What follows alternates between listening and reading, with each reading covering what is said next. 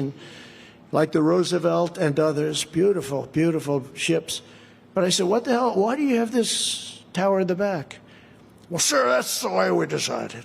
Nobody could tell me why. I said, but I knew a lot about the landings and the pilots and the talent. And you have actually some great pilots. They just can't do that. They just can't do it. They cannot land on an aircraft carrier for reasons. I mean, you know, they can't do it. They may be better than some of the pilots that can land, but they can't do it. So I said, when you move it to the back, doesn't that create a problem for the pilots? Because that's back there. You got to land it. That means you're landing like you got to miss that tower on top of everything else. You could have more deck space in the back, right? Yes, sir, that's right. I said, who was the architect of this ship? So I called the people, the admiral. I said, I'd like to meet with the architect. I said, could I ask you one question? Yes. Now, you understand, this is the largest ship in the world. This is like Kennedy Airport in New York. We wish we had runways that big, right? I said, may I ask you one question? And I don't mean to be rude. Yes, sir. Have you ever designed a ship before? And he said, well, I worked on a couple. Now, these people are, this is crazy, Wesley. You could look at things that they do. And I said, I have one more question. Why do you have this room on the bottom, these very unusually shaped rooms? Sir, that's where we store ammunition. I said, so you store all of your ammunition under the tower. How does the captain feel about that? Okay. And the truth is they made a mistake, but nobody ever talked about it. I said, why do you store them? I mean, this guy's gone. If that'll be the first place they aim. They used to have it in different compartments all over the place so people couldn't figure it. The whole thing is under the tower. Now, maybe by now they change it. But they had it was supposed to cost $3 billion or less. And I think it ended up at $18 billion for one ship that's improperly designed. It's very sad.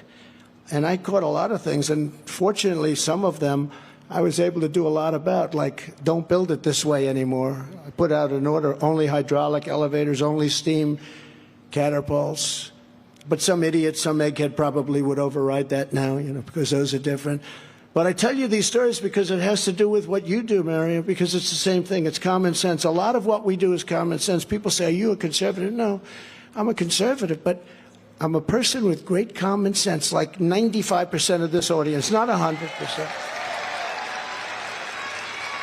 Steve, I guarantee you he has common sense, right? It's common sense because you don't have to have a label. I mean, it's like, I don't want open borders. I want low taxes. I want great education. I want wonderful housing at low interest rates.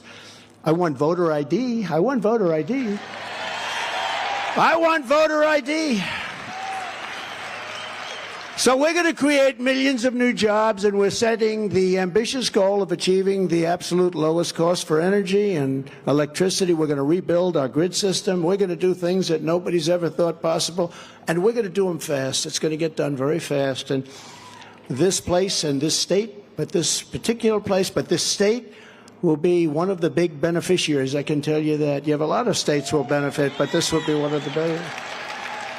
And we've seen under the Biden administration, energy security is really, it's national security. Think of it. Energy security is national security. That's what it is. And we don't have national security now. We're like a bunch of very dumb people that have like a rudderless ship. If you don't have energy, and if you don't have borders, and if you don't have fair elections, you don't have a country. You don't have a country. And we're close. We're close to having no country.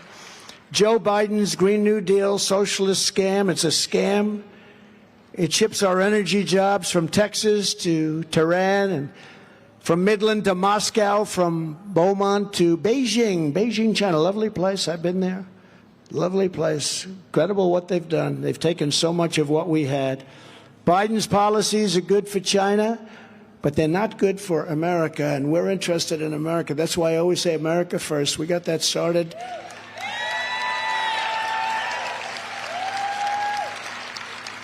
Remember when I first came out in 2015, I started, not thinking I was going to do it. It's like flip a coin, right?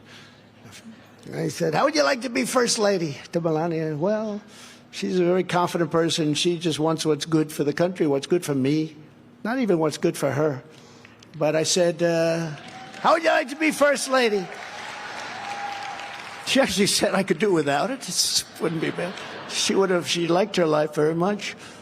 But you remember the Biden crime family took millions and millions of dollars from China to sell off American energy.